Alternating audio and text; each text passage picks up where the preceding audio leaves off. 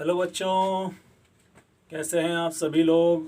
उम्मीद है बहुत बढ़िया होंगे, पढ़ाई भी बहुत अच्छे से कर रहे होंगे।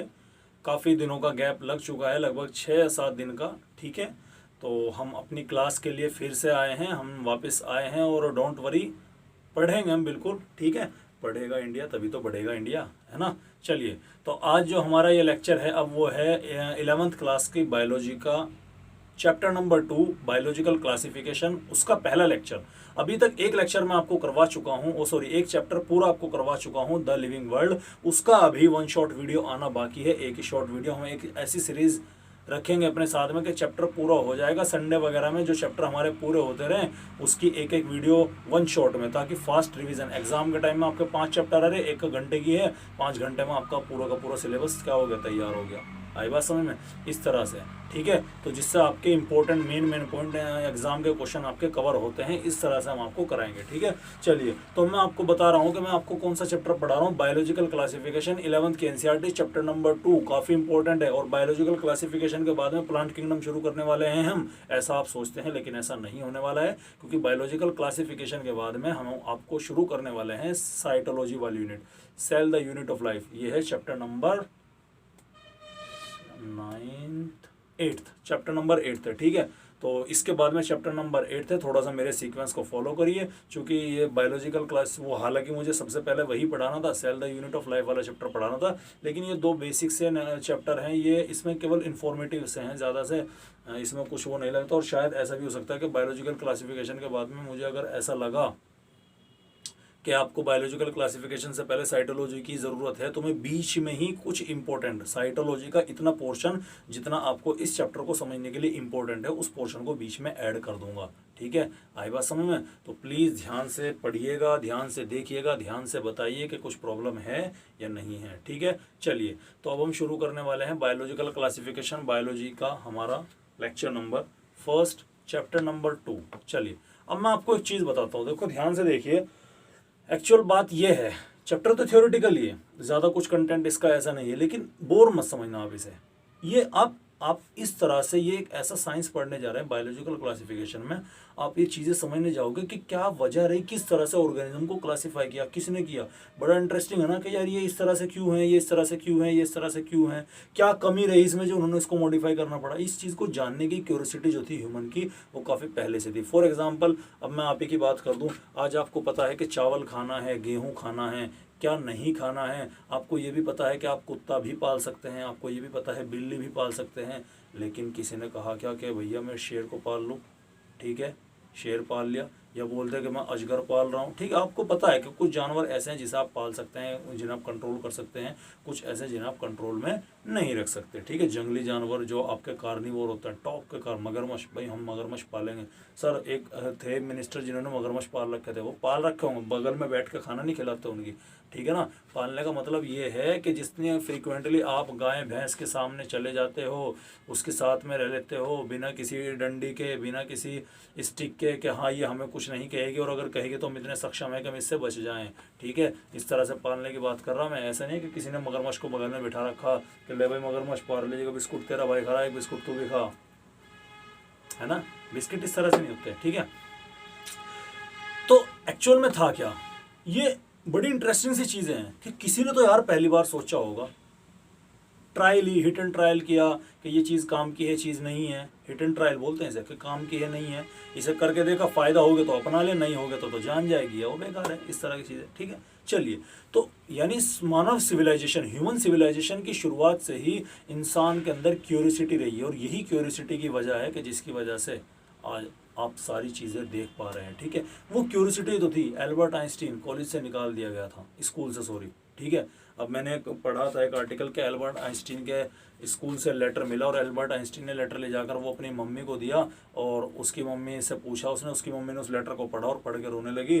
और उसकी मम्मी से, अपनी मम्मी से एल्बर्ट आइंस्टीन ने पूछा कि मम्मा ये क्या है, तो उसकी मम्मा ने जवाब दिया कि बेटा आपके स्कूल का मैसेज था, और उन्होंने ये कहा है कि आपके बच्चे के लायक हमारा स्कूल नहीं है, इतने क्वालिफाइड टीचर हमारे पास में नहीं है, बेटर है आप इसे किसी हमसे अच्छे स्कूल में क्या कराएं, एडमिशन दिलाएं। अब आइंस्टीन ने सोचा अच्छा ये बात है, उसके अंदर क्यूरियोसिटी थी, इसी क्यूरियोसिटी की वजह से स्कूल वाले परेशान हो गए। उसकी मम्मी की डेथ हुई, मम्मी की डेथ होने के बाद में आइंस्टाइन का हाथ एक दिन वो चिट्ठी लगी, तो उस चिट्ठी के अंदर पढ़ के बिल्कुल शॉक हो गए। उस चिट्ठी के अंदर लिखा हुआ था कि आपका ये जो बच्चा है निहायत ही बेवकूफ़ है, नालायक है, एक नंबर का गधा है। ऐसे नहीं लिख रहा, अपनी लैंग्वेज में लिख रहा होगा ना उन्होंने, ठीक है, एक नंबर का गधा है, इसे घर पे संभाल के रखो, ये पढ़ने वाला नहीं है, ये तो बिल्कुल डफर है एक नंबर का, ठीक है। लेकिन मदर थी, माँ थी, उसने क्या किया, इस तरह से किया, और इसका प्रभाव भी पड़ता है आइंस्टीन के ऊपर, ठीक है। यानी क्यूरियोसिटी थी उसे। ऐसे ही एडिसन, थॉमस अल्वा एडिसन, जिसने बल्ब का सॉरी जेम्स वॉट, जिन्होंने किसका इंजन का आविष्कार किया था, ठीक है। उन्होंने कैसे आविष्कार किया होगा, उन्होंने देखा कि एक पतीले के अंदर पानी उबल रहा है, ठीक है, किसी तरह से आग के ऊपर रखा था, उसके ऊपर प्लेट रखी, थोड़ी देर बाद में प्लेट उठने लगती है, उसके ऊपर उन्होंने थोड़ा वेट रख दिया, वो और ज़्यादा उठने लगी, फिर उसके बाद में उन्होंने और वेट रखा, वो और उठने लगी वेट के बाद भी, अब वो खुद बैठ गए उसके बाद में। इस तरह की भी कहानी शायद आपने सुनी होगी। तो वो क्या थी, अब हम हंसें, पागल है तू इसके ऊपर बैठ गया, लेकिन वही पागल एक इंजन बना गया, ठीक है। उस इंजन से आज इतने काम पॉसिबल है, ठीक है। ये जितने भी इंजन है सब बेसिक फंक्शन वहीं से ही काम करते हैं। आई बात समझ में। तो ये सब क्या है, ये सब क्यूरियोसिटी है जो इंसान के अंदर होती है। अगर आपके अंदर क्यूरियोसिटी है तो आप हैं, और आपके अंदर क्यूरियोसिटी नहीं है तो आपके अंदर और एक जानवर के अंदर, गधे जानवर मतलब गधे से तुलना करते हैं ना, एक जानवर के अंदर कोई फ़र्क नहीं है। क्यूरियोसिटी होना बहुत ज़्यादा ज़रूरी है। ये क्या है, ये क्यों है, साइंस रटने का नाम नहीं है बच्चों। किसका नाम नहीं है, रटने का, ये समझने का साइंस, समझने की चीज़ें होती है, ठीक है। खैर, अपनी फिलोसफी की बातें साइड में रखते हुए मैं आपको अपने मेन कंटेंट के ऊपर आता हूँ। तो मैं बोल रहा हूँ कि पुराने टाइम से इंसान को शुरुआत से ही इस तरह की, मतलब ज़्यादा अगर हम बात करें क्लासिफिकेशन के लिए, तो इतनी ज़्यादा उसने इसके बारे में कुछ अच्छा खासा नहीं सोचा। कारण इसके पीछे ये था कि अगर भैया सबसे पहले रिक्वायरमेंट, आप पहले अपना पेट भर लो, दूसरे के बारे में तो तभी सोच पाओगे ना। तो सबसे पहले ह्यूमन सिविलाइजेशन के शुरुआत में इंसानों की जो पहली प्राथमिकता थी वो थी अपनी जान बचाना, अपना बदन ढकना और अपने लिए खाना खाना, ठीक है, खाने का बंदोबस्त करना। फूड, शेल्टर एंड होम, ठीक है, फूड, शेल्टर, और आपके एक तीसरी चीज़ होती है ना, क्लोथ, ठीक है, कपड़े, रोटी, कपड़ा और मकान। ये तीन चीज़ें प्राइमरी चीज़ें होती हैं जिसको सबसे पहले आदमी क्या करता है, फुलफिल करने की कोशिश करता है। एक आदमी के पास ना तो फूड है, ना शेल्टर है, ना उसके पास में कपड़े हैं, तो काहे के बारे में क्लासिफिकेशन का सोचेगा भाई वो, ये तो बहुत बाद की चीज़ है। तो शुरुआत में जब इंसान के पास में इस चीज़ की पूर्ति हुई, इंसान ने एक जगह रहना, ये सारी चीज़ें एक्चुअल में शुरू कब हुई थी, जब पहले इंसान जो था वो घुमंतू नेचर का था, यहाँ है वहाँ रुकना शुरू कर दिया, अब उससे 1 किलोमीटर आगे चला गया। सभी लोग इसी तरह से काम करते थे पुराने टाइम, बहुत पहले की बात है, ह्यूमन सिविलाइजेशन के दौरान। जान बचाने के लिए कोई कहीं छिप रहा, कोई कहीं छिप रहा, कोई आज यहाँ है कल वहाँ है, इस तरह से रहा करते थे, ठीक है। लेकिन जैसे जैसे हमारे अंदर समझ बढ़ती गई, हम एडवांस होते गए, हमने डेवलपमेंट कर लिया, तरक्की करनी शुरू करी, तो हमने एक जगह पर टिकना शुरू किया। एक जगह पर टिकना शुरू किया तो हमारी एक प्रॉब्लम तो सॉल्व हो गई, वो थी छत की, जिसे हम मकान बोलते हैं, मकान की प्रॉब्लम सॉल्व हो गई, ठीक है।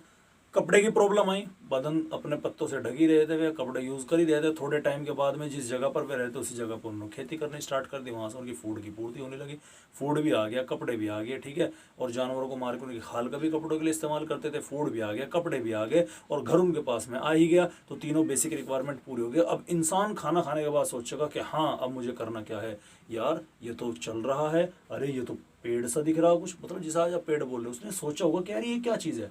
जैसा आप देखते हो कुछ चीज़, यार ये है क्या चीज़, समझ में नहीं आता आपके कि जानवर है, कौन सा जानवर है, किस तरह का जानवर है, यार ये है क्या चीज़। इसी तरह यार ये पेड़ है, अच्छा ये तो ऐसा है, नीचे से ऐसा है, ऊपर से ऐसे फैल रहा है, अरे ये तो ये जो है इसके ऊपर ये हरे हरे से कुछ स्ट्रक्चर हैं, ये हरे हरे से स्ट्रक्चर एक मौसम में झड़ जाते हैं, इसमें कभी पीले पड़ जाते हैं, कभी ये सूख जाता है, ये क्या चीज़ है। फिर उसने देखा कि यार हमारे तो पत्ते नहीं है, हमारे तो हरे हरे पत्ते नहीं है, कि अल्लाह एक मौसम में आ गया हमारा पत्ता झड़ गया। दूसरे जानवरों को देखा कि यार ये पानी के अंदर है, पानी के बाहर निकाल के अगर, ओ तेरी ये तो मछली है भाई, मर गई है। तो हम देखा पानी के अंदर, हम क्यों नहीं मर रहे, ये हम पानी के बाहर है तो ये पानी के अंदर क्यों है।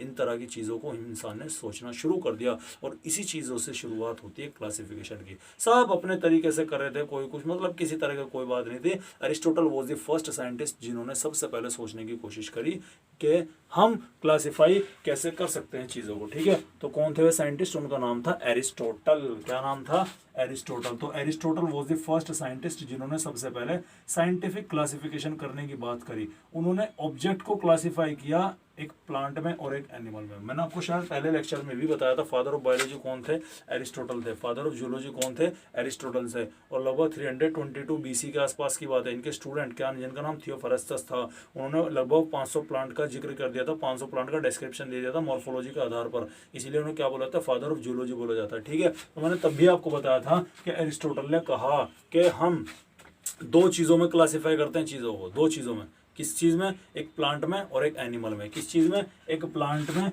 और एक एनिमल में। एरिस्टोटल ने ये बोला कि प्लांट और एनिमल, हम सभी चीजों के दो ग्रुप बना देते हैं। जो चल सकता है वो एनिमल है, जो नहीं चल सकता, एक ही जगह रुक सकता है, वो क्या है, वो आपके प्लांट हो गया। एरिस्टोटल ने शुरुआत में ये बात कही, और Aristotle was the first scientist जिन्होंने इस तरह से बात की। और ये क्या था, आपको ये एक तरह से क्लासिफिकेशन ही था। ये क्या था, ये टू किंगडम सिस्टम क्लासिफिकेशन हो गया। क्या हो गया, टू किंगडम सिस्टम क्लासिफिकेशन। सबसे पहले किसने दिया था, सबसे पहले दिया था, देने वाले साइंटिस्ट का नाम था एरिस्टोटल। और इनकी बात को कई हजारों साल तक, कई सौ सालों तक इनकी बात को माना गया, इस बात को समझते रहे। ठीक है, और इसके बाद में, यानी हजारों साल के बाद में, ठीक है, लगभग 1500 साल के आसपास, 1500 साल के बाद में इस बात को थोड़ा सा उन्होंने एक्सपांड किया, बढ़ा के, तब और चीज़ों को समझने की कोशिश करी। ठीक है, कुछ नहीं किया। 1758 में साइंटिस्ट थे कैरोलस लिनियस, उन्होंने इसी क्लासिफिकेशन को बाइनोमियल क्लासिफिकेशन, बाइनोमियल नोमेनक्लेचर के तौर पे क्लासिफाई करना शुरू कर दिया, जीनस और स्पीसीज के आधार पर।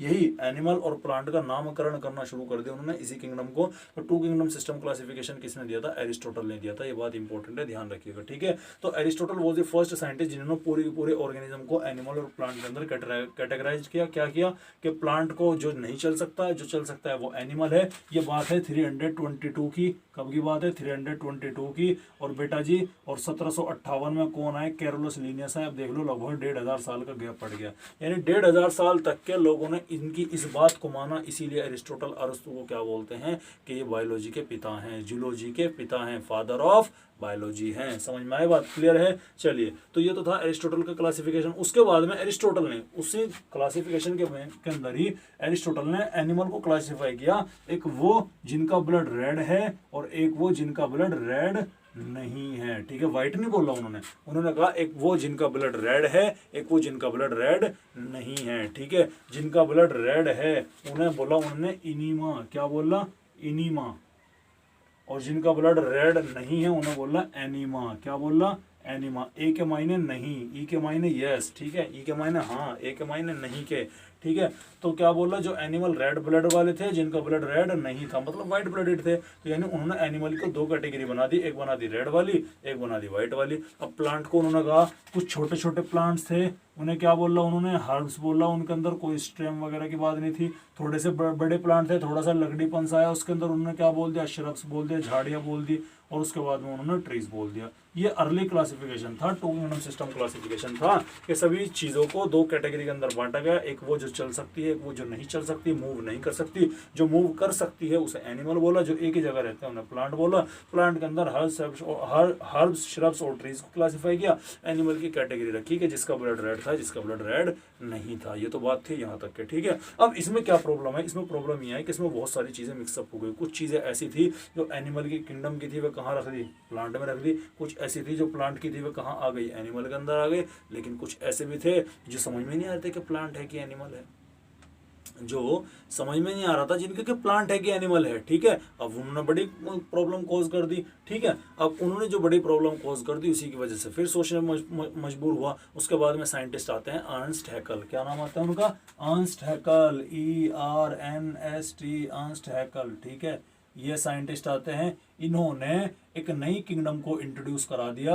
इन्होंने कहा, एरिस्टोटल ने दिया टू किंगडम सिस्टम क्लासिफिकेशन, जिसे कैरोलस लिनियस ने भी माना। तो टू किंगडम सिस्टम के बाद में एक किंगडम कौन सी थी, इसमें प्लांट थी, एक किंगडम एनिमेलिया थी। ठीक है, हैकल ने, अर्नस्ट हैकल ने, ठीक है, अर्नस्ट हैकल ने लगभग ये 18th सेंचुरी की, ये तो आपके कैरोलस लिनियस ने 1758 मतलब 18th सेंचुरी में बात कही। अर्नस्ट हैकल ने लगभग 19th सेंचुरी की बात है। ठीक है, 19th सेंचुरी में, ठीक ठीक है, या शायद अर्ली लेट 18 सेंचुरी में, ठीक है, या तो लेट 18 सेंचुरी में या अर्ली 19 सेंचुरी में ही अर्नस्ट हैकेल ने, जहाँ तक मुझे याद है शायद 1938 के आसपास की बात है, ठीक है, I am not sure about that, ठीक है। तो अर्नस्ट हैकेल ने क्या किया, अर्नस्ट हैकेल ने कहा कि भैया देखो, एनिमल को तो एनिमल के अंदर रख दो, प्लांट को प्लांट के अंदर रख दो, जो चीज़ तुम्हारी समझ में नहीं आ रही ना, कि ये ना ऐसा लग रहा कि ना तो यार ये प्लांट लग रहा ना ये एनिमल लग रहा, उसे एक और नई किंगडम के अंदर डाल दो। उस किंगडम का नाम क्या रख दिया उन्होंने, उस किंगडम का नाम रख दिया किंगडम प्रोटिस्टा। क्या नाम रख दिया, प्रोटिस्टा।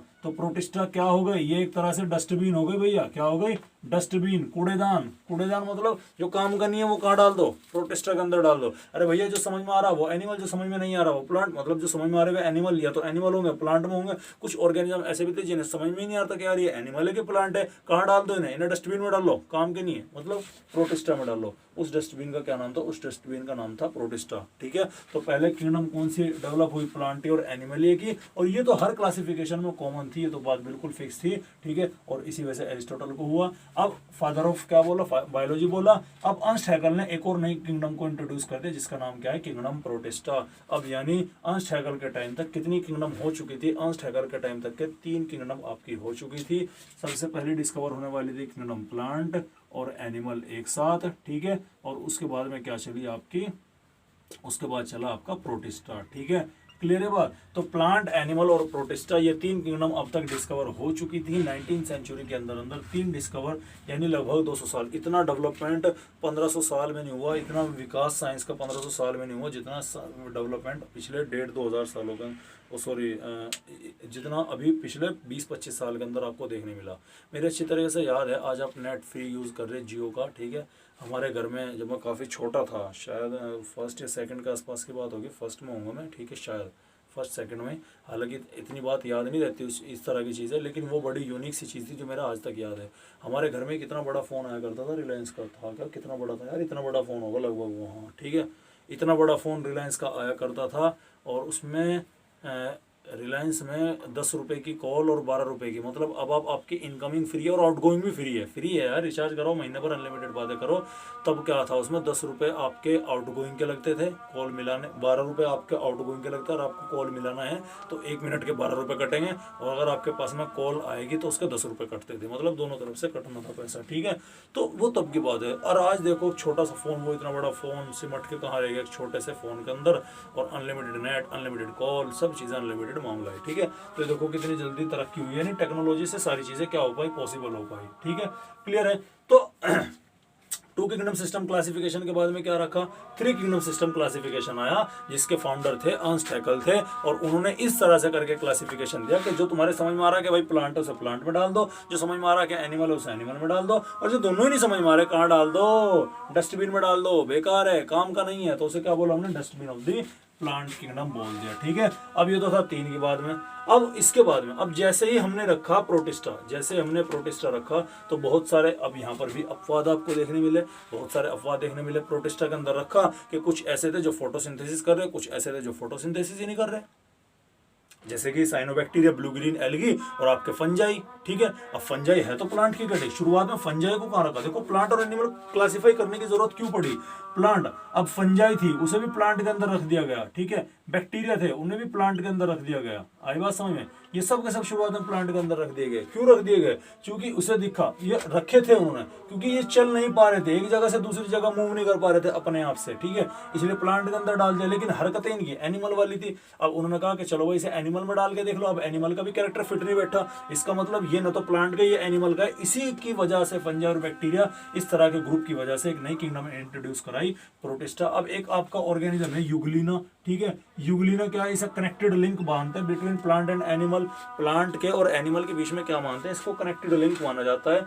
ये आपके क्या नाम लेकर है, प्लांट का भी करेक्टर है, एनिमल का भी। अब बताओ इसे कहाँ रखोगे, कंफ्यूजन हो गया, अब इसे बाहर निकाला, इसे कहाँ डाल दिया, डस्टबिन में डाल दिया, क्योंकि ये थोड़ा सा कंफ्यूजिंग वाला क्राइटेरिया था। अब जैसे आपने डस्टबिन में डाला तो डस्टबिन कैसा ग्रुप हो गया, अब इधर तो तुम्हारी क्लैरिटी मिल गई, जैसे आपने इधर ये फंजाई, बैक्टीरिया और आपके यूग्लिना, इस तरह के फालतू जो जानवर थे, जो आपके ऑर्गेनिज्म थे, उसे निकाल के डस्टबिन में डाला, तो प्लांट के अंदर भी आपको क्लियरिटी मिली और एनिमल के अंदर भी क्लियरिटी मिली। यहाँ तक का तो क्लासिफिकेशन था, लेकिन केवल यही ऑर्गेनिज्म थोड़े थे, ऑर्गेनिज्म तो इसके अंदर भी थे जो डस्टबिन के अंदर डाले आपने। अब अब साइंटिस्टों ने फोकस करना शुरू कर दिया कि हमने प्लांट को थोड़ा सा और ज्यादा क्लेरिफाई कर लिया, एनिमल को थोड़ा और ज्यादा क्लेरिफाई कर लिया। अब हम एक काम करते हैं, अब हम ये जो प्रोटिस्टा हमने नया किंगडम बना दिया है, इस प्रोटिस्टा को भी थोड़ा सा क्लेरिफाई कर लो। अब थोड़ा सा क्लेरिफाई करने के लिए क्या किया उन्होंने, स्टडी करना शुरू कर दिया। स्टडी करने के साथ साथ उन्होंने देखा कि इस प्रोटिस्टा के अंदर कुछ तो ऐसे भी हैं जो कि आपके फोटोसिंथेसिस कर रहे, कुछ ऐसे जो फोटोसिंथेसिस नहीं कर रहे, किसी का खाना बनाने का तरीका कुछ और है, कोई खाना बनाने के लिए किसी दूसरे के ऊपर डिपेंड कर रहा।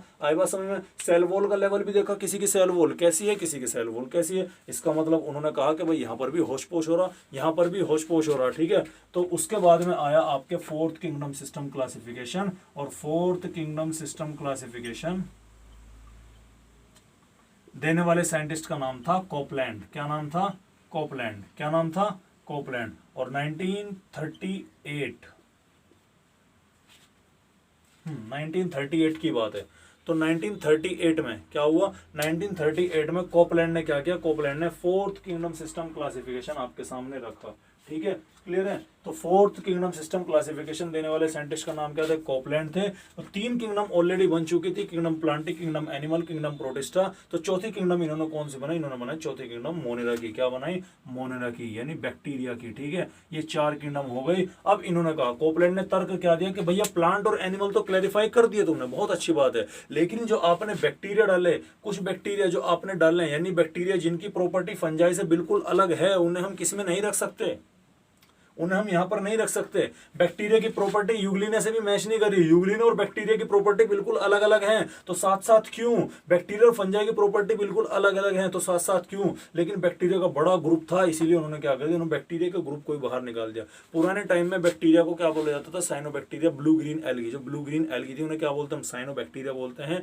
फोटोसिंथेसिस खुद से कर सकते हैं, इसीलिए फोर्थ किंगडम सिस्टम क्लासिफिकेशन के अंदर कौन सा किंगडम इंट्रोड्यूस कराया गया, मोनेरा इंट्रोड्यूस कराया गया, ठीक है। शायद आपको बोर लगे बच्चों, लेकिन एक चीज का ध्यान से देखिए, ठीक है।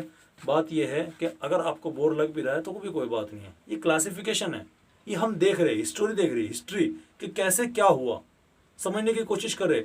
अरे पहली बार किसने क्लासिफाई किया ऑर्गेनिज्म को? एरिस्टोटल ने। कहीं में? एनिमल में और प्लांट में। एनिमल में जिसका खून लाल है, जिसका खून लाल नहीं है। प्लांट में हर्ब्स, शेप्स और ट्री के अंदर क्लासिफाई कर दिया। लेकिन इसके अंदर घोषपोष कहाँ हो गया, कुछ जानवर ऐसे जैसे कि यूग्लिना, समझ में नहीं आ रहा कि प्लांट एनिमल ने कहाँ रखे हैं। उसी चीज से बचाने के लिए एक और नई किंगडम तैयार कर दी। ये एक ऐसी चीज है जैसे आपके घर के अंदर सामान रखा हुआ है, आप घर के अंदर सामान लाए और आपका सबसे पहले कमरा खाली था, ठीक है, आपने नया घर खरीदा, नया घर खरीदने के बाद में उस घर के अंदर 2 कमरे थे, आपने सारा सामान ला के कहाँ डाल दिया, इस कमरे के अंदर डाल दिया, इस कमरे के अंदर भी डाल दिया। लेकिन कुछ चीजें ऐसी थी कि जो ना इस कमरे में एडजस्ट हो पा रही थी, ना इस कमरे में एडजस्ट हो पा रही थी, जैसे कि रसोई गैस का काम। आपका गैस सिलेंडर, इस कमरे में भी आदमी, एक कमरे में भी इंसान सो रहे थे, दूसरे में भी इंसान सो रहे थे, या आप एक कमरे में सो रहे थे, एक कमरे में अपना सामान रख रहे थे, वो घर का जो भी है एक तरह से स्टोर रूम की तरह से। अब किचन का काम आप वहीं से ऑपरेट कर तो रहे थे, लेकिन काम हो नहीं रहा था। अब पापा ने क्या सोचा कि यार चलो एक आध किचन बनवा लो। अब पापा ने किचन बनवा लिया। किचन बनवा के क्लैरिटी क्या हो गई, किचन को क्लैरिटी हो गई कि ये अपना काम अब केवल किचन का काम किचन के अंदर होगा, लेकिन उन कमरों के अंदर अभी भी और एक्टिविटी होने लग रही। आप वहां पर सोने के अलावा भी बहुत सारी एक्टिविटी कर रहे, पढ़ाई का काम वो वहीं से, खेलकूद का काम वो उन्हीं कमरों में। आई बात समझ में? दंगा उतारना, शोरगुल करना, सब काम उसी में। तो मतलब प्रॉब्लम होने लगी। पापा ने कहा यार प्रॉब्लम होती है, किस चीज की प्रॉब्लम होती है? पढ़ने की प्रॉब्लम होती है। चलो पहले अब घर के अंदर 3 कमरे हो गए, एक और कमरा बढ़ा दो, इससे क्या होगा, वो कमरों को हम स्टडी रूम बना दें। यानी क्लियरिटी बढ़ती जा रही कि अब आप स्टडी अगर करेंगे तो केवल स्टडी रूम के अंदर करेंगे। आपका अगर क्या नाम लेकर किचन का काम है, आप उसे किचन के अंदर ही करेंगे, कहीं और नहीं करने वाले। इसी तरह से यहाँ क्लैरिटी है यार, प्रॉब्लम क्या है, ठीक है। शुरुआत में क्लासिफाई किया प्लांट और एनिमल के अंदर, ये प्लांट हो गया, ये एनिमल हो गया आपका। एनिमल जिसका खून सफेद है, जिसका खून लाल है। प्लांट हर्ब, श्रब्स और ट्रीज रखा। लेकिन कुछ ऐसे जैसे कि यूग्लिना, समझ में नहीं आ रहा कहाँ रखे। कुछ ऐसे जैसे कि फंजाई और बैक्टीरिया, इन्हें बाहर निकाल दो, अलग कमरे में डाल दो। आ रही बात समझ में? वो अलग कमरा कौन सा था? Protista, dustbin of the plant kingdom भी बोलते हैं उसे, डस्टबिन ऑफ दी आपके क्या बोलते हैं, डस्टबिन किंगडम के नाम से भी जाना जाता है इसे, या डस्टबिन ऑफ द ऑर्गेनिज्म का डस्टबिन का नाम से भी जाना जाता है, ठीक है। लेकिन जैसे प्रोटिस्टा के अंदर है, प्लांट और एनिमल के अंदर तो क्लियरिटी मिल गई, लेकिन प्रोटिस्टा के अंदर जो कि ऑर्गेनिज्म यहाँ भी तो मौजूद थे। अब इसकी तरफ साइंटिस्ट ने सोचना शुरू कर दिया। इसके अंदर क्या था, इसके अंदर तुम्हें यूग्लिना भी डाल दिया, फंजाई भी डाल दिया, बैक्टीरिया भी डाल दिया। यार ये तो होशपोश हो गया। एक काम करो, सबसे पहले इसमें वो निकालो जिसको तुम बड़ी आसानी से इजीली पढ़ पाए। किसे पढ़ लिया आपने? मोनेरा को पढ़ लिया, बैक्टीरिया को पढ़ लिया, बैक्टीरिया को क्लास से बाहर कर दिया। अब प्रोटिस्टा के अंदर बैक्टीरिया नहीं है, प्रोटिस्टा के अंदर एनिमल नहीं है, प्रोटिस्टा के अंदर प्लांट नहीं है, इसके अलावा जो भी बचा हुआ है वो सब क्या है, वो सब प्रोटिस्टा के अंदर है। समझ में आ रही बात आपके? ठीक है, इसके अलावा जो भी बच गया वो सब क्या है, वो सब प्रोटिस्टा के अंदर है। यानी 4 किंगडम सिस्टम क्लासिफिकेशन होना। तो बताओ सबसे लास्ट में और सबसे लेटेस्ट जो आपका किंगडम है वो कौन सा है? वो है किंगडम फंजाई। क्या है? Kingdom fungi. जो अभी सबसे पुराना, सबसे नया जो लेटेस्ट है, सबसे पुराना क्या है? प्लांट और एनिमल है। सबसे नया क्या है? फंजाई है। 2 किंगडम सिस्टम क्लासिफिकेशन देने वाले साइंटिस्ट का नाम एरिस्टोटल। 3 किंगडम सिस्टम क्लासिफिकेशन देने वाले साइंटिस्ट का नाम Ernst Hückel. 4th kingdom system of classification देने वाले साइंटिस्ट का नाम कोपलैंड। एरिस्टोटल ने कौन कौन सी किंगडम दी थी? प्लांट और एनिमल। अर्नस्ट हैकेल ने कौन सी दी थी? प्रोटिस्टा। कोपलैंड ने कौन सी दी थी? आपके मोनेरा। लेटेस्ट किंगडम कौन सी है? फंजाई। आई बात समझ में? तो ये लेटेस्ट किंगडम है। ठीक है, अब इन लेटेस्ट किंगडम को जो आपको स्टडी किया, उस स्टडी को करने वाले साइंटिस्ट का नाम क्या था? उस स्टडी को करने वाले साइंटिस्ट का नाम था R.H. विटेकर। क्या था? R.H. विटेकर। क्या था? और 1969 के अंदर उन्होंने सभी ऑर्गेनिज्म को 5 किंगडम सिस्टम क्लासिफिकेशन के अंदर एक टेबल तैयार कर दी, और यही इंपॉर्टेंट है यहाँ का। ठीक है, यही इंपॉर्टेंट है, R.H. विटेकर। ठीक है, एक टेबल है आपकी एनसीईआरटी के अंदर। ठीक है, कि टेबल नंबर 2.1, शायद आप लोग देख भी पा रहे होंगे कि टेबल नंबर 2.1 ये वाली टेबल है, कि जिसमें 5 किंगडम सिस्टम क्लासिफिकेशन किसने दिया था? R.H. ये लिखा हुआ R.H. विटेकर ने दी 5 किंगडम सिस्टम ऑफ क्लासिफिकेशन। ठीक है, उसमें उसने कुछ कैरेक्टर को कंसिडर किया। कैरेक्टर कौन कौन से थे? मैं ये टेबल आपको, ये अब यहाँ पर टेबल है ना, ये टेबल आपको इसी वीडियो में यहीं इसी जगह पर आपको यहाँ पर बोर्ड के ऊपर साइड में दिखेगी। डोंट वरी, आप इस टेबल को वहाँ से देख सकते हैं। उसके अलावा मैंने व्हाट्सएप ग्रुप के अंदर ये आपको ऑलरेडी डाल रखी है। ठीक है, तो आप इसे वहां से भी देख सकते हैं। ठीक है, लेकिन फिर भी देखिए तो कौन कौन से कैरेक्टर इसने कंसिडर किया 5 किंगडम सिस्टम ऑफ क्लासिफिकेशन के। कैरेक्टर था सेल की टाइप किस तरह की है, सेल वॉल किस तरह की है, न्यूक्लियर मेम्ब्रेन है या नहीं है, बॉडी की ऑर्गेनाइजेशन किस तरह की, और उनका न्यूट्रिशन किस तरह से होता है। आई बात समझ में? ये सारी चीजें थी। ठीक है, अब देखो ध्यान दीजिए। चलिए, R.H. विटेकर का पहले हम थोड़ा सा चीज समझने की कोशिश करते हैं कि R.H. विटेकर ने क्या करने की कोशिश करी या क्या उस भाई साहब ने करने की कोशिश नहीं करी। ठीक है, चलिए देखो, R.H. विटेकर ने कहा कि जितने भी ऑर्गेनिज्म हैं उन सबको सबसे पहले हम 2 कैटेगरी के अंदर बांटते हैं। किसके अंदर? 2 कैटेगरी के अंदर। 5 किंगडम कैसे आई R.H. विटेकर के क्लासिफिकेशन की, उसे देखते हैं। उसने कहा कि भैया जी, ये जो जितने भी ऑर्गेनिज्म हैं, जो भी ऑर्गेनिज्म हैं, इन्हें हम क्या करते हैं? इन्हें हम 2 कैटेगरी में बांटते हैं। या तो वो ऑर्गेनिज्म क्या होगा आपको, या तो वो ऑर्गेनिज्म प्रोकैरियोटिक होगा, या वो ऑर्गेनिज्म क्या होगा? यूकैरियोटिक होगा। क्यों कर पाए ये इतने बारीक लेवल पे क्लासिफिकेशन क्यों कर पाए? क्योंकि 1969 का बच्चों ये काम है, और इस टाइम पे कंपाउंड माइक्रोस्कोप, सेल वॉल का स्ट्रक्चर, डीएनए के बारे में, सारी चीज़ों के बारे में पता चल चुका था। और तो और अब इन सभी बेसिक चीज़ों की रिसर्च होने के बाद में हम यहाँ पर बढ़ रहे थे किसकी तरफ? जेनेटिक्स के फील्ड में यहाँ पर रिसर्च चल रही थी। जीन्स के बारे में स्टडी करने लगे थे हम यहाँ पर। ठीक है, सब बेसिक स्ट्रक्चर, सेल वॉल हुआ, न्यूक्लियस हुआ, सारी चीज़ें हम यहाँ पर समझ चुके थे अब तक के। इसी चीज़ का फायदा उठाकर R.H. विटेकर कामयाब हो गए इन सभी चीजों को क्लासिफाई करने में। तो R.H. विटेकर ने बोला कि ऑर्गेनिजम्स आपके क्या होते हैं? ऑर्गेनिज्म आपके 2 तरह के होते हैं। एक होता है या तो प्रोकैरियोटिक होगा, या होता है यूकैरियोटिक। प्रो का मतलब होता है प्रिमिटिव। प्रो का मतलब क्या होता है? प्रिमिटिव। प्रिमिटिव मतलब पुराना, गरीब शरीर सा। यू का मतलब होता है एडवांस। ठीक है, कैरियो वर्ड आता है न्यूक्लियस के लिए, और न्यूक्लियस क्या होता है? Controller of the cell. Cell को कंट्रोल करने वाला क्या है? न्यूक्लियस है, मतलब बॉस है।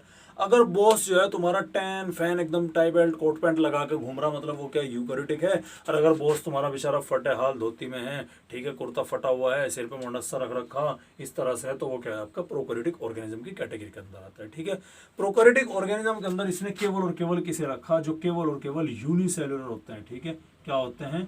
यूनिसेल्युलर होते हैं। ठीक है, प्रोकैरियोटिक ऑर्गेनिज्म के अंदर इसने केवल और केवल किसे रखा? यूनिसेल्युलर, यानी एक ही सेल से बना है वो ऑर्गेनिज्म। उसके पास में एक से ज्यादा सेल नहीं, केवल एक ही सेल है। उसे क्या रखा? उसे हमने प्रोकैरियोटिक के अंदर रखा। और रिसर्च करने पर पता चला कि यूनिसेल्युलर ऑर्गेनिज्म कौन सी किंगडम के हैं? वो होते हैं मोनेरा। कौन सी किंगडम के हैं? किंगडम मोनेरा के होते हैं। आई बात समझ में? अब यूकैरियोटिक ऑर्गेनिज्म की बात करते हैं। अब उसने कहा कि यूकैरियोटिक ऑर्गेनिज्म का भी 2 क्लासिफाई करते हैं। यूकैरियोटिक ऑर्गेनिज्म जिसका न्यूक्लियस एडवांस टाइप का हो, वो भी हम क्या करते हैं? उसे भी हम यूनिसेल्युलर और मल्टी सेल्युलर की कैटेगरी के अंदर रखते हैं। अब कुछ बच्चे बेचारे ये सोच सकते हैं कि सर प्रोकैरियोटिक के अंदर तो मल्टी सेलुलर नहीं करा, आपने भेदभाव कर दिया, हम इसकी कड़ी निंदा करते हैं। अरे प्यारे बच्चों, यूनिसेलुलर मतलब जिसके पास में एक ही सेल होगी, प्रोकैरियोटिक जिनके पास में प्रिमिटिव है, जो अपना जीवन एक ही सेल से शुरुआत कर था। जब सेल ही इनके पास में एक ही है तो वे न्यूक्लियस को एडवांस कैसे बना लेंगे? समझ में आए बात? या इसके अंदर मल्टी सेलुलर की कैटेगरी प्रोकैरियोटिक के अंदर कहाँ से आ जाएगी? मल्टी सेलुलर भैया जब तक उसका पेट नहीं भरा होगा तब तक वो सेल का नंबर कैसे बढ़ाएगा? समझ में आ रही बात? ठीक है, चलिए तो ये चलते हैं यूनिसेलुलर। अब यूनिसेलुलर के अंदर उसने क्या रखा है? यूनिसेलुलर ऐसे ऑर्गेनिज्म जो यूकैरियोटिक थे, जिनका न्यूक्लियस क्या था? एडवांस न्यूक्लियस था। जिनका न्यूक्लियस क्या था? एडवांस न्यूक्लियस था। ठीक है, हालांकि बताऊंगा आपको बाद में। जिनका न्यूक्लियस क्या था? एडवांस टाइप का न्यूक्लियस था। उस न्यूक्लियस के साथ साथ उसके पास में केवल और केवल एक ही सेल है। सेल क्या है? उसके पास में एक ही सिंगल सेल है, लेकिन उसका न्यूक्लियस क्या है? एडवांस टाइप का है। उस ऑर्गेनिज्म को यहां रखा और वो क्या था आपका? वो था प्रोटिस्टा। यानी 5 में से कितने ढूंढ मिल गए आपको? 2 मिल गए। ठीक है, अब मल्टी सेलुलर का उसने क्राइटेरिया रखा कि मल्टी सेलुलर ऑर्गेनिज्म के अंदर ऑर्गेनिज्म के पास में सेल वॉल प्रेजेंट है या सेल वॉल एब्सेंट है। ठीक है, सेल वॉल प्रेजेंट है या सेल वॉल क्या है? एब्सेंट है। ठीक है, तो मल्टी सेलुलर ऑर्गेनिज्म का रखा इसने। अब सेल वॉल जिसके अंदर एब्सेंट है वो क्या था? वो एनिमल था। यानी जिसके अंदर सेल वॉल नहीं है उस कहाँ रख दिया? एनिमल के अंदर रख दिया। देखो, अगर सेल वॉल, ध्यान से देखिए, सेल वॉल नहीं है और मल्टी सेलुलर है तो कहाँ रखा? एनिमल के अंदर रखा। सेल वॉल है और मल्टी सेलुलर है तो उन्हें आगे रखा। किस किस के अंदर रखा? ठीक है, उन्हें रखा प्लांट्स के अंदर और एनिमल्स के अंदर। ठीक है, अच्छा, इसका आगे भी एक और क्लासिफिकेशन दिया उसने। ऐसे जानवर जिनके पास में सेल वॉल प्रेजेंट हैं वो अपना खाना खुद बनाते हैं, मतलब ऑटोट्रॉफ्स हैं या हेट्रोट्रॉफ्स हैं। ठीक है, ऑटोट्रॉफ्स हैं या हेट्रोट्रॉफ्स हैं। तो जो ऑटोट्रॉफ्स हो गए वे क्या आ गए? वो आ गए आपके किंगडम प्लांट वाले आ गए, और जो आपके हेट्रोट्रॉफ्स हैं वो क्या आ गए? वो आपके फंजाई वाले आ गए। ठीक है, ये आपका आर.एच. व्हिटेकर का दिया गया क्लासिफिकेशन था। उसने सभी ऑर्गेनिज्म को 2 कैटेगरी में बांटा, एक प्रोकैरियोटिक में, एक यूकैरियोटिक में। ऐसा ऑर्गेनिज्म जिसका न्यूक्लियस एडवांस टाइप का नहीं है, प्रिमिटिव न्यूक्लियस है और वो केवल एक ही सेल से बना हुआ है, तो वो क्या है? वो आपका आपके मोनेरा की कैटेगरी में आएगा। और अगर उसे मल्टी सेलुलर बनना है तो मल्टी सेलुलर बनने की शर्त ही यही है कि सबसे पहले उसे न्यूक्लियस को एडवांस करना पड़ेगा, अपग्रेड करना पड़ेगा अपना न्यूक्लियस। आप गेम खेलते हो ना, अपग्रेड करते हैं, आपने इतने स्कोर करोगे तभी आपको ये गाड़ी अपग्रेड कर। जैसे हिल क्लिम का गेम आता था, मैं बहुत खेला, अब नहीं खेलता हूँ गेम में। ठीक है, हिल क्लिम में आपको व्हील चेंज करना होता है, इंजन चेंज करना होता है, तो आपको स्कोर बनाना होता है, अपग्रेड करना पड़ता है। तो अगर आप चाहते हैं मल्टी सेलुलर बने तो भैया आपको अपग्रेड होना पड़ेगा। अपग्रेड होने के लिए, अपग्रेड होने के बाद में वो आपके डिसाइड है। अपग्रेड हो चुके हैं आप, अब आप या तो एक सेल के बनो या एक से ज्यादा सेल के बनो। एक सेल के बन गए तो प्रोटिस्टा, एक सेल से ज्यादा बन गए तो उसके अंदर या तो अपने पास सेल वॉल रखो, सेल वॉल। ये लीड आपने पढ़ा ना, कीज पढ़ा था, टेक्सोनोमिकल एड्स के अंदर कीज पढ़ा था। ठीक है, मान लो मुझे कहाँ पहुंचना? फंजाई में पहुंचना। देखो, ऑर्गेनिज्म हमारे पास में क्या? प्रोकैरियोटिक और यूकैरियोटिक। तो फंजाई तक पहुंचने के लिए क्या ये कोई रास्ता बता रहा? नहीं बता रहा। इसे रिजेक्ट कर दिया, इसे सेलेक्ट कर लिया। यूकैरियोटिक में यूनिसेलुलर और मल्टी सेलुलर। यूनिसेलुलर वाले को क्या कर दिया? रिजेक्ट कर दिया। मल्टी सेलुलर की 2 कैटेगरी, सेल वॉल प्रेजेंट है, सेल वॉल एब्सेंट है। सेल वॉल एब्सेंट वालों को क्या कर दिया? रिजेक्ट कर दिया। सेल वॉल प्रेजेंट के भी 2 चांसेस, एक प्लांट, एक ऑटोट्रॉफ है, एक हेट्रोट्रॉफ है, और फंजाई क्या आपका? हेट्रोट्रॉफ है। तो लीड मिले ना, सबूत आपको, लिंक जो मिलते गए। और ये क्या? ये कीज की स्टडी होती है। ये भी मैंने आपको लिंक बता दिया, सॉरी यहाँ पे। ठीक है, तो अब आए बात समझ में। तो ये सारी चीजें किसने दी थी? ये आर.एच. व्हिटेकर ने दी थी। और इन्हीं चीजों के बारे में इस टेबल के अंदर बताया गया है। देखो, सेल टाइप, इधर ध्यान दीजिएगा। Cell type 5 kingdom system classification में सेल टाइप, मोनेरा के पास में क्या? प्रोकैरियोटिक। बाकी सबके पास में क्या? यूकैरियोटिक। प्रोटिस्टा, एनिमल, फंजाई और प्लांट, इन सभी के पास में सेल टाइप कौन सी होगी? यूकैरियोटिक होगी। उसके बाद में सेल वॉल की बात करते हैं। देखो, सेल वॉल ध्यान से देखिए, सेल वॉल कंपलसरी 101% देखने मिलेगी आपको किसके अंदर? प्लांट के अंदर देखने मिलेगी। सेल वॉल 101% देखने मिलेगी किसके अंदर? फंजाई के अंदर देखने मिलेगी। सेल वॉल आपको 100% देखने मिलेगी किसके अंदर? मोनेरा के अंदर देखने मिलेगी। लेकिन सेल वॉल हो भी सकती है और नहीं भी हो सकती है। किसके अंदर? प्रोटिस्टा के अंदर। सेल वॉल बिल्कुल ही नहीं है किसके अंदर? एनिमल के अंदर। एनिमल में सेल वॉल बिल्कुल नहीं है। फंजाई, प्लांट और मोनेरा के अंदर सेल वॉल मिलेगी, और प्रोटिस्टा के अंदर आपको कुछ के अंदर सेल वॉल मिलेगी और कुछ के अंदर सेल वॉल नहीं मिलेगी। ये अगला कैरेक्टर आ गया। ठीक है, उसके बाद में न्यूक्लियर मेम्ब्रेन। भैया प्रोकैरियोटिक न्यूक्लियस न्यूक्लियर ही तुम्हारा पुराना है तो चार दीवारी क्या करोगे, तो इसके पास में क्या प्रोकैरियोटिक मेम्ब्रेन एब्सेंट है, बाकी इन सब के पास में क्या प्रोकैरियोटिक मेम्ब्रेन प्रेजेंट होती है। उसके बाद में बॉडी ऑर्गेनाइजेशन मैंने बताया था आपको, सेलुलर लेवल का, टिश्यू लेवल का, ऑर्गन लेवल का, ऑर्गन सिस्टम का। अरे भाई इसके पास में तो एक ही सेल है, तो ये क्या है, ये सेल्यूलर हो गया। प्रोटिस्टा इसके पास भी सेल्यूलर हो गया। इसके पास में क्या हो गया, multi cellular, plant, animal, fungi, इनमें ऑर्गन, टिश्यू सिस्टम इस तरह के आपको देखने मिलेगी। फंजाई में आपको मल्टी सेलुलर या लूज टिश्यू देखने मिलेगा, प्लांट में आपको टिश्यू या ऑर्गन सिस्टम देखने मिलेगा। उसके अलावा एनिमल के अंदर टिश्यू, ऑर्गन और ऑर्गन सिस्टम, ये सारी ऑर्गेनाइजेशन आपको देखने मिलती है। अब हम मोड ऑफ न्यूट्रिशन की बात करते हैं। भैया आपके मोनेरा हो गए, देखो इंपॉर्टेंट है। आपके एनिमल ये क्या है, हेट्रोट्रॉफ। फंजाई क्या है, हेट्रोट्रॉफ। प्लांट क्या है, ऑटोट्रॉफ। प्रोटिस्टा क्या है, ये ऑटोट्रॉफ भी है, हेट्रोट्रॉफ भी है। लेकिन मोनेरा क्या है, मोनेरा के अंदर आपको मैक्सिमम मेटाबॉलिक डाइवर्सिटी देखने मिलती है। क्या होती है, maximum metabolic diversity. Maximum metabolic diversity का मतलब ये हो गया कि इसके पास में खाना खाने के बहुत तरीके हैं। सनलाइट से भी अपना फूड बना सकता है, केमिकल से भी अपना फूड बना सकता है, ठीक है। ये हेट्रोट्रॉफ भी है, ये ऑटोट्रॉफ भी है। ये ऑटोट्रॉफ में light photo autotroph, chemo autotroph भी है। हेट्रोट्रॉफ में ये आपके कीमो ऑटोट्रॉफ भी है, कीमो हेट्रोट्रॉफ भी है। समझ में आई बात। तो इतनी ज़्यादा वैरायटी हम पढ़ने वाले हैं, हर एक चीज़ को डिटेल में पढ़ने वाले हैं, जस्ट हमने अभी एक बेसिक आइडिया लिया है, ठीक है। तो ये हमारा क्या था, ये आज का हमारा जो चैप्टर लेक्चर था बायोलॉजिकल क्लासिफिकेशन का, उसे हम यहीं पर रखते हैं, ठीक है। इसके आगे हम क्या करने वाले हैं, इसके बाद में हम शुरू करने वाले हैं किंगडम मोनेरा। परसों आपका किंगडम मोनेरा का लेक्चर आएगा, ठीक है। तो इस चीज़ को ध्यान से देखिएगा, इस चार्ट को ले लो, स्क्रीनशॉट इसका बना लेना, इंपॉर्टेंट है, समझ जाए। ये जो टेबल है उसी का ही बस ये आप मान सकते हैं कि इजी वे है, ठीक है। उसके क्या थोड़ा सा आसान सा मॉड्यूलेशन करके आपके सामने प्रस्तुत किया गया है। एक्चुअल में ये बुक के अंदर देखा था मैंने डायग्राम, ठीक है, तो मुझे बड़ा अच्छा लगा, इसलिए मैंने आपको यहाँ पर एक्सप्लेन कर दिया, ठीक है। और मेरी ग्रेजुएशन की बुक थी जो मुझे मिली थी कॉलेज की तरफ से, उसके अंदर भी मैंने देखा था, तो मुझे बड़ा आसान लगा। इसके मुकाबले में ये भी है, इसे भी देखो, लेकिन ये थोड़ा सा और ज़्यादा आसान सा लगा मुझे, इसलिए मैंने आपको ये एक्सप्लेन कर दिया। आई बात समझ में। खैर आपको उम्मीद है यहाँ तक के ये लेक्चर समझ में आया होगा। पढ़ते रहिए, मेहनत करते रहिए, खाओ पियो मौज करो, सो घर पे, और करना क्या है बस, ठीक है। एन्जॉय करो अपनी लाइफ को। सर काहे का एन्जॉय, काहे का एन्जॉय सर, कोरोना ने अपना काम कर रखा है, तो आप अपना काम करो। कोरोना अपना काम कर रहा है, आप अपना काम करिए, मैं अपना काम करता हूँ, सभी अपना अपना काम करें, सब काम होंगे, ठीक है। क्लियर है। खैर स्टे सेफ, घरों के अंदर रहें, सुरक्षित रहें। All the best.